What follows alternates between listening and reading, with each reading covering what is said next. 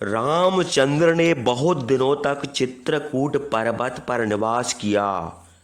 एक दिन सीता का प्रिय करने के लिए और अपना मन को प्रसन्न करने के लिए जिस प्रकार इंद्र सची का प्यार करते हैं, उसी प्रकार वह सीता का प्यार करते हुए चित्रकूट की शोभा दिखाकर उनसे कहने लगे, प्रिय रमणीय चित्रकूट की शोभा देखकर मुझे परिवार के वियोग का और राज्य के छूटने का दुख नहीं होता। हे कल्याणी, देखो अनेक जाति के पक्षी इस पर्वत के वन में रहते हैं और अनेक धातुओं से रंगे हुए बड़े ऊंचे शिखर शोभा होते हैं, मानो वे आकाश को छेदने के लिए ऊपर को उठे हैं। कोई शिखर चांदी के समान सफ़ेद, कोई रुधिर के समान लाल, कोई पीला, कोई मजीठ के रंग के समान है, कोई इंद्रनील मणि के समान, कोई पुखराज के समान, कोई केतकी के फूलों के समान, कोई नक्षत्रों के तेज के समान और कोई पारा से समान है। अनेक प्रकार के मृग, बाघ और तेंदुआ, रीछ और पक्षी बड़ी शांति से इस पहाड़ पर रहते हैं। आम, जामुन, आसन, लोध, प्याल, कटहल, धौ, अंकोल, तिनिस, बेल, तिंदुक, बांस, काशमरी, नीम, वरुण, बधुक, तिलक, बेर, आंवला और अनार के पेड़ फल फूल और छाया से चित्रकूट की शोभा बढ़ा रहे हैं। प्रिय, यह देखो पहाड़ के रमणीय शिखरों पर किन्नरों के जोड़े बड़ी प्रसन्नता से क्रीड़ा कर रहे हैं। किन्नरों की तलवारें और विद्यागर की स्त्रियों के दिव्य वस्त्र मनोहर क्रीड़ा स्थानों में वृक्ष की शाखाओं में लटके हुए हैं। कहीं झरनों से पानी गिर रहा है, कहीं सोतों से पानी निकल रहा है। अतएव यह पहाड़ मधु बहाने वाले हाथी के समान शोभित हो रहे हैं। यह देखो पहाड़ की गुफाओं से अनेक फूलों की सुगंध लेकर वायु निकल रही है। इस सुगंधित वायु से किसका मन प्रसन्न न होगा। हे प्रिय, यदि मैं तुम्हारे और लक्ष्मण के साथ इस पहाड़ पर बहुत वर्षों तक निवास करूं तो भी मुझे कुछ कष्ट न होगा। हे भामिनी, अनेक प्रकार के फलों से शोभित, अनेक जाति के पक्षियों से भरे हुए सुंदर शिखर वाले इस रमणीय चित्रकूट पर मेरा मन बहुत प्रसन्न रहता है। इस वनवास से मुझे दो फल मिले हैं। एक तो पिताजी के ऋण से उद्धार हो गया हूँ, दूसरे भरत का प्रिय हुआ है। मेरे साथ रहकर मन, वचन और शरीर के अनुकूल अनेक प्रकार से प्रसन्न करने वाले इन नए नए पदार्थों को देखकर तुम्हारा चित्त भी प्रसन्न होता है ना। वनवास से केवल सांसारिक ही नहीं किंतु परलोक का भी हित होता है। हमारे पूर्वजों ने वनवास को परलोक का साधन बतलाया है। यह देखो चित्रकूट की सैकड़ों बड़ी बड़ी शिलाएं सफ़ेद, पीली, नीली और लाल रंग की शोभित हो रही हैं।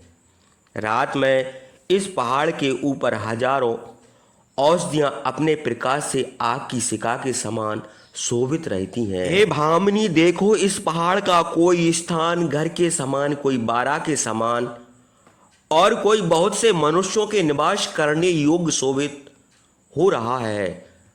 जान पड़ता है यह चित्रकूट पर्वत पृथ्वी को चीर कर निकल आया है। इस पहाड़ का यह ऊंचा शिखर बहुत ही सुंदर है। यह देखो कामी पुरुषों के कमल, पुन्नाग और भोजपत्रों के सुंदर कोमल बिछौने शोभित हो रहे हैं। प्रिय, देखो कामी पुरुषों ने कमल के फूल की इन मालाओं को मर्दन करके फेंक दिया है। अनेक प्रकार के फल भी इधर उधर पड़े हैं।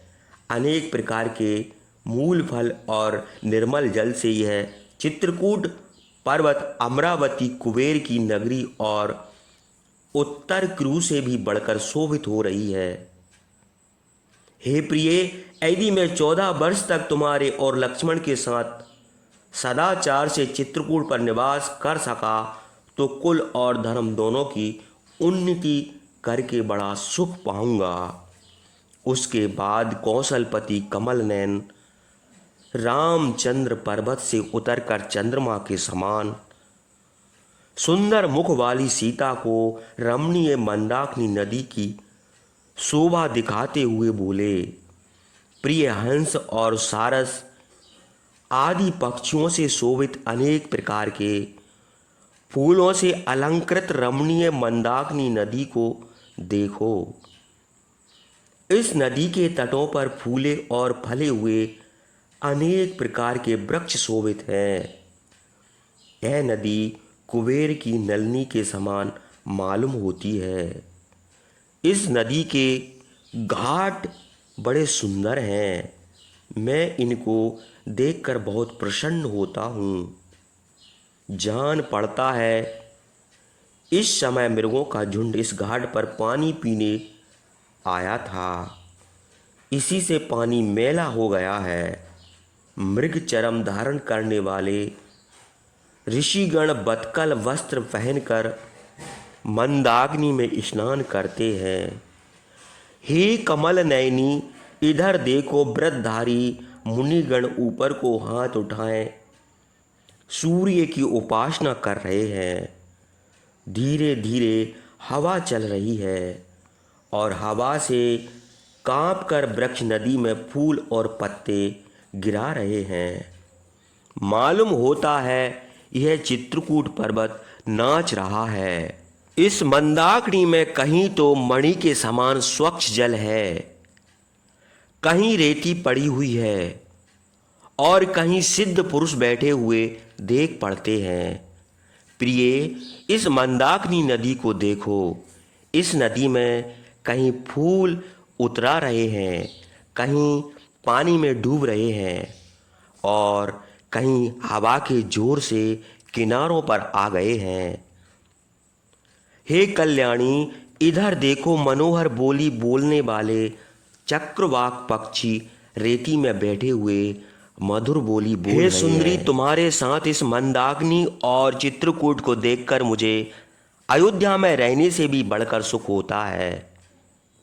तपस्वी और समदम आदि गुणों से युक्त निष्पाप सिद्ध पुरुष जिसके जल में नित्य स्नान करते हैं, तुम भी मेरे साथ इस मंदाकिनी में स्नान करो।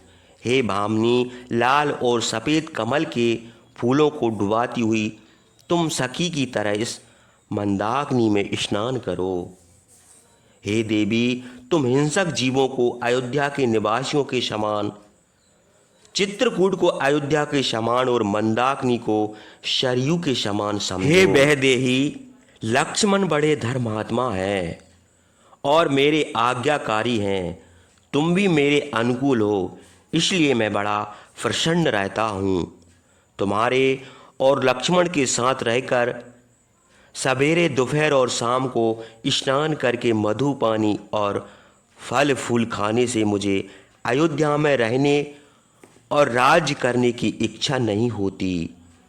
इस नदी में झुंड के झुंड हाथी नहाते हैं। सिंह, हाथी और वानर पानी पीते हैं जो फूले हुए वृक्षों से शोभित हैं। उस मंदाकिनी में स्नान करके कौन मनुष्य सुखी नहीं होता। रघुवंश की वृद्धि करने वाले रामचंद्र इस प्रकार मंदाकिनी के विषय की बातें करते करते सीता को रमणीय चित्रकूट दिखाते हुए घूमने लगे। इस प्रकार रामचंद्र जनक नंदिनी सीता को मंदाकिनी नदी दिखाकर उनको प्रसन्न करते हुए पर्वत की एक शिला पर